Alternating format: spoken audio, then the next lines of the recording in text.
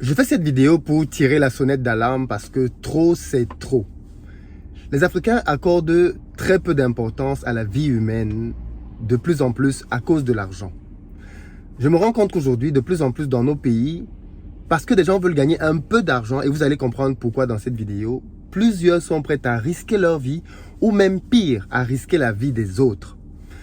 Il y a de cela 2 jours, j'ai reçu un message qui m'a bouleversé. Il s'agit d'un bateau qui a coulé entre Malabo et Douala. Malabo en Guinée. Et il se trouve que, Guinée équatoriale, il se trouve que c'est un bateau marchand, donc qui transportait de la marchandise, mais avait à son bord 45 personnes, parmi lesquelles 7 personnes de l'équipage. Le reste, c'était des passagers. Mais parmi ces 7 passagers, il y avait des femmes d'affaires, des gens qui font du business entre les 2 pays. Écoutez comment les gens vont trouver la mort dans des circonstances rocambolesques. En tout cas, d'après ce que les survivants disent, le bateau a coulé après qu'il ait quitté le port de Malabo suite à une tempête. Mais la tempête a fait couler le bateau parce que le bateau serait en surcharge. Je dis serait parce que j'attends les conclusions officielles de l'enquête. Là, il s'agit bien évidemment de suppositions de personnes qui étaient dans le bateau, qui se sont exprimées en disant que le bateau était surchargé.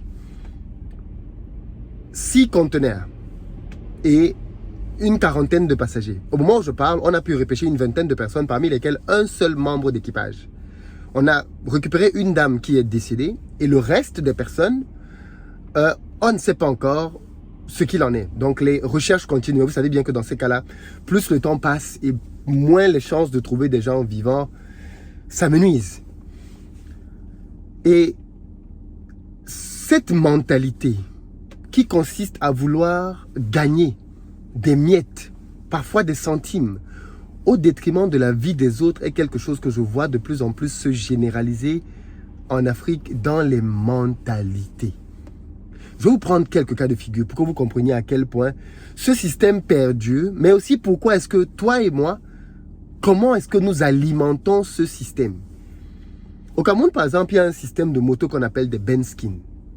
Ce sont des jeunes qui, face au chômage, se sont rués dans l'activité de moto-taxi. Au début, il y avait énormément d'accidents dans le domaine des motos. Chaque jour, on dénombrait des dizaines de personnes qui mouraient en conduisant des motos. Pourquoi? Parce que l'essentiel des personnes qui se lançaient dans la conduite de moto n'avaient pas un permis de conduire moto. Ceci se fait bien évidemment au vu et au su des autorités. Qu'est-ce qu'on constate par la suite? On constate que c'est une activité qui, aujourd'hui, au moment où je parle, donne énormément de travail à énormément de citoyens au Cameroun. Mais c'est une activité qui n'est toujours pas assez régulée. Au moment où je vous parle encore, on voit que il est devenu normal, dans un pays comme le Cameroun, que quand quelqu'un conduit une moto, qu'il ait à l'arrière 2, voire 3, parfois 4 personnes en surcharge. Pourquoi? Parce que le chauffeur, le conducteur, le moto-taxi veut gagner 1 euro, 50 centimes. Le voilà qui embarque des gens sur sa moto au risque et au péril de leur vie. Déjà, je me demande, qu'est-ce qui se passe dans la tête des gens qui acceptent de faire ce qu'on appelle un bâchement? Qu'est-ce qui se passe dans la tête des gens qui acceptent de prendre une moto qui est prévue pour 2 à 3? C'est devenu la norme. Moi, il m'arrive quand je suis bloqué, que j'ai envie de faire une course rapidement, de prendre une moto. Ça m'arrive. C'est un moyen de transport pratique, rapide et efficace. Il faut le reconnaître. Il a cet avantage. Mais il a l'inconvénient que ceux qui font ce business, bien souvent, n'ont pas de permis de conduire. Et de 2, sont prêts à risquer leur vie et la vie de leurs passagers pour gagner quelques centimes de plus. Mais cette logique-là, elle est valable aussi dans les taxis. Aujourd'hui, dans un pays comme le Cameroun, quand vous prenez un taxi, il est devenu normal que le conducteur de taxi fasse asseoir à l'avant de la voiture 2 personnes. Toujours dans cette idée de vouloir gagner un peu plus d'argent. 2 personnes devant, 3 personnes derrière, parfois même 4 personnes derrière. Et c'est normal, ils conduisent, ils passent devant les policiers, normal, nickel, on ne dérange pas du tout. c'est devenu la norme. Alors, comment on s'en sort quand on a des populations qui, parce qu'elles veulent gagner quelques centimes, sont prêtes à miser leur vie et la vie des autres? Chaque fois que je prends une moto, j'essaye de conscientiser la personne qui est en train de la conduire, en lui faisant comprendre qu'il ne devrait plus prendre 2 personnes à l'arrière parce qu'il risque sa vie. Mais ces gars sont tellement convaincus qu'ils sont dans le droit chemin que certains me disent, mais monsieur, quand vous êtes seul à l'arrière, la moto n'est pas bien.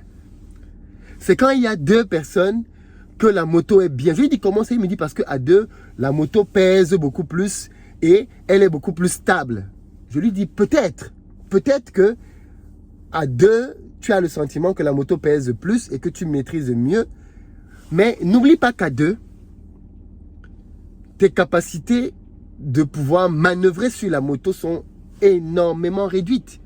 Oui, parce que quand tu as 2 personnes assises sur la moto, toi-même tu n'es plus assis normalement. Tu es obligé de t'avancer.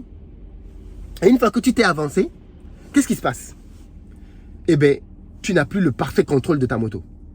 Donc, quand il y a un événement qui survient devant toi, ta capacité à pouvoir esquiver est extrêmement réduite. Voilà pourquoi beaucoup d'entre eux font des accidents et meurent. Parce que quand il y a un choc qui se produit, ils n'ont pas le temps de pouvoir manœuvrer pour échapper. Alors que quand vous êtes à 2, quand il y a un événement qui se produit, la capacité à pouvoir maler la moto est excessivement plus importante. Ça semble basique, ça semble logique. Mais j'aimerais dire dans cette vidéo, à ceux qui veulent envoyer de l'argent à leur famille au pays pour lancer un business. Si c'est pour le business de la moto, assurez-vous de 2 choses. Que votre frère qui va faire ce business-là, parce que c'est souvent des hommes, va avoir un permis et ne va jamais bâcher. Sinon, vous lui avez envoyé son cimetière. Cette moto va le tuer. Parce que la moto, ça tue énormément de jeunes au pays. Mais l'exemple que je viens de vous donner, pour l'enrichissement rapide au Cameroun, vous allez trouver des équivalents dans beaucoup de nos pays, en Afrique. Cette mentalité de vouloir gagner de l'argent rapidement est tellement installée, tellement instaurée dans nos pays que dans tous les domaines, il y a une volonté de tricher pour essayer de gagner un peu plus. De tricher pour essayer d'avoir quelques miettes qui ne vont rien changer à sa vie, rien changer à son quotidien, mais qui vont mettre en danger sa vie et celle des autres.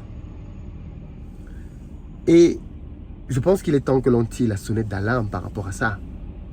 Chaque fois que vous prenez une moto et que vous acceptez qu'on vous bâche, vous contribuez à ce système.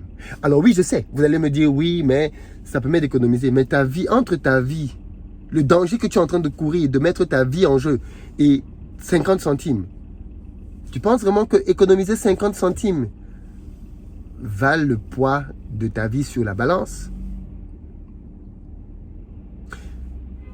On va tous mourir un jour, mais je pense qu'il y a des morts évitables. Des morts, permettez-moi l'expression, mais pas... Voilà. Qui a un accident, oui, mais que tu aies provoqué l'accident, non. Non. Non.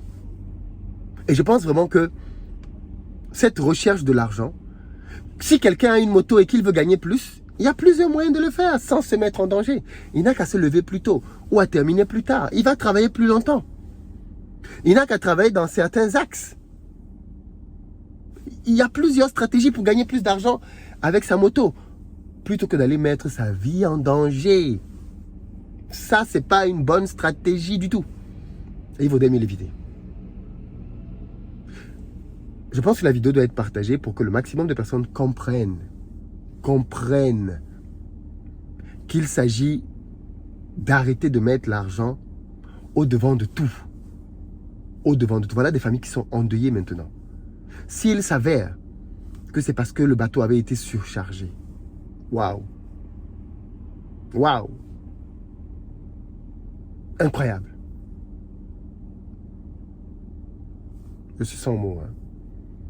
Mais ça m'attriste énormément ce genre de scène. À chaque fois que j'entends une histoire comme celle-là, j'en suis vraiment attristé. Vraiment. Partagez et dites-moi dans les commentaires ce que vous en pensez. Comment est-ce que vous voyez cette mentalité se manifester autour de vous et comment est-ce qu'on peut la dénoncer parce que c'est clairement inacceptable.